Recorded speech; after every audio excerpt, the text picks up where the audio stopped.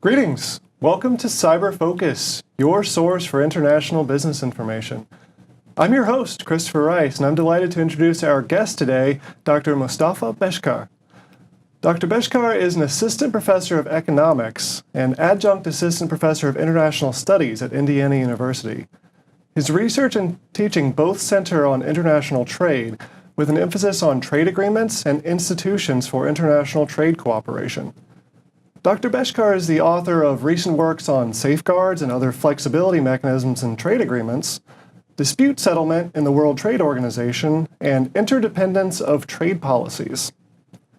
Today, Dr. Beshkar will discuss the economic context and implications of the recent trade issues involving the United States and China. Mostafa, thank you so much for joining us today. Thank you for having me. Of course. To start out, we've seen a variety of events in the past few months involving changes in trade between the U.S. and China. Can you take us through what events led to these shifts in policy? What are the underlying factors, and why has the U.S. targeted steel and aluminum imports? Yeah, so first of all, these changes in policies on international trade are not only focused on China. In fact, before the recent issue with China, the U.S. government, President Trump, announced that he demanded renegotiation of NAFTA, the North American Free Trade Agreement, and also he pulled out of the Trans-Pacific Partnership Agreement, which doesn't involve China. And also the steel and aluminum tariffs, they are not targeted at China, so it is much wider than that. But there is also a dispute with China because the U.S. government, especially the Trump administration nowadays, they allege China that China is interfering in the market such that they are trying to steal or get intellectual property intellectual property of the American firms by coercing to cooperate with local firms in China. So basically what the allegation is that China is using its market power, its political and market power, and they are coercing American firms to cooperate with local Chinese firms to reveal their trade secrets.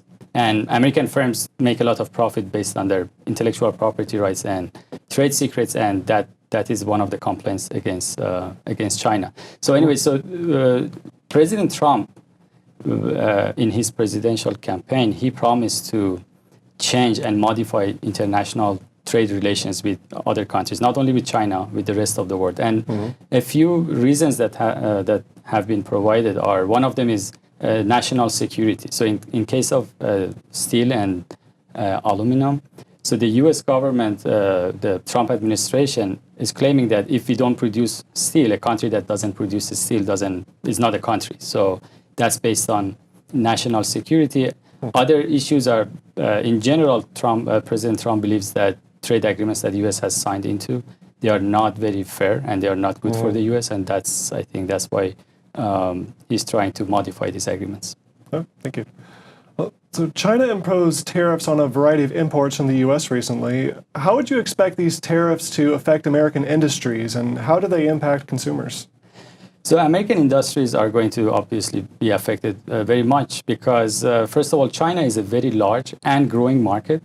And it's very difficult to find other alternative export destinations for American firms. So for that, if American firms cannot export much to China anymore, so they would have to find alternative places, and they have to offer much lower prices.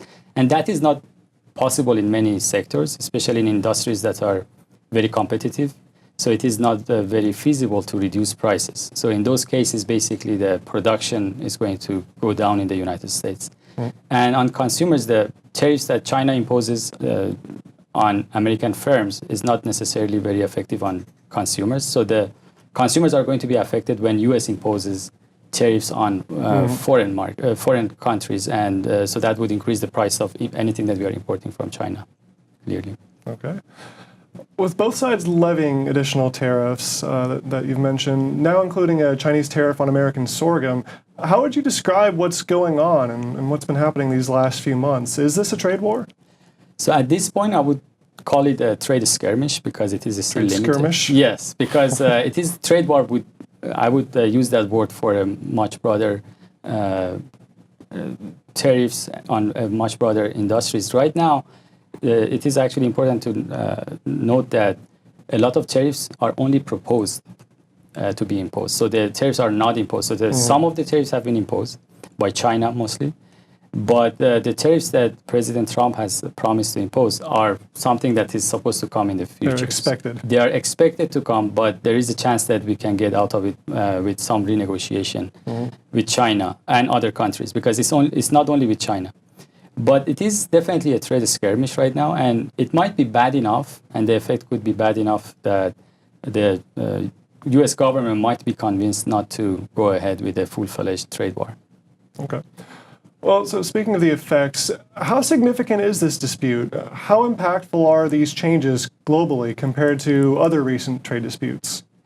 Yeah, I think the dispute with China is quite significant, at least for two reasons. One is the amount of trade volume that it will affect if these tariffs are implemented. President Trump initially proposed something like $20 billion of imports to be restricted from China. Then that number increased to 50 billion, and China announced that they will retaliate by $50 billion restrictions on $50 billion of U.S. exports. And then President Trump increased that number threefold.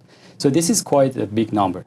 Yes. And if these tariffs are imposed, so that I think that is within the WTO since 1995, at least we can say that that is unprecedented. So that is one significance of this case. The other significant case, and in my view, the more important aspect of this dispute is that U.S. is not conforming to established norms of international trade. So the WTO agreement actually provides a lot of flexibility for the governments to change their tariffs. They can protect their industries under certain conditions. And if they have a complaint, they can actually go through a procedures in the WTO. The problem with the current dispute is that the U.S. is not conforming to these procedures. And it is quite important that U.S. has been the leader of globalization, basically. So in the past 70 years, U.S. has led the global community into a basically integrated world by institutions, for instance. Yeah, institutions of international trade like the GATT, the General Agreement on Tariffs and Trade, as well as the World Trade Organization. In both of them, the U.S. had a critical role, and so the United States showed a lot of leadership. But all of a sudden, U.S. is pulling out of these agreements to some extent, and by not conforming to these established norms, the United States is threatening the whole multilateral system, and that is, I think, the biggest danger to the world economy. Absolutely.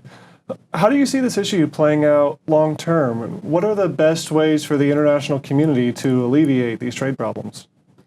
So one significant issue that I think is neglected, especially in the United States, is the effect of trade on different segments of the societies. I think the reason that there is a lot of anti-trade sentiment in the United States and some European countries is that there are segments of the society that will lose from international trade, at least in the short run. So, and we cannot ignore that. It has been ignored to some extent, in my view. So there are like labor in the US, particular type of workers in the United States would lose from free trade. And in my view, the government has not done enough, and the society has not done enough to make sure that the losers from free trade are compensated for their losses. And this could be a lot of, we need to have more social programs. We need to make sure that if someone loses their job because of international trade, they are compensated in one way or another. Or if there is a downward pressure, there's a pressure on wages because of competition with low-wage countries, these workers could be compensated by having free insurance, for example. So if we have free or cheaper subsidized health insurance, that could compensate the workers for some of the losses that they had. Or if we have a public and free education, maybe, or subsidized education, so that could also reduce the negative impact of international trade on these particular segments of the society. I think governments could do a lot more in that regard. But also there are issues that are not discussed in the WTO to a sufficient extent. For example, the the problem, the dispute between the U.S. and China is on intellectual property protection.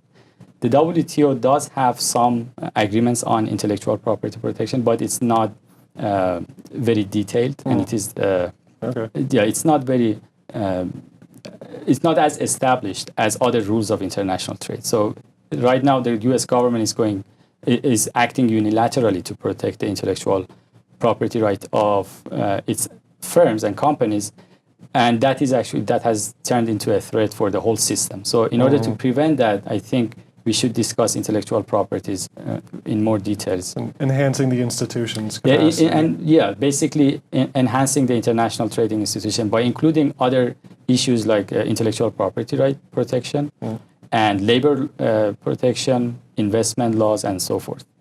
Okay, great. Mostafa, thank you so much for coming in today. Thank you. Very interesting. It was nice to talk to you.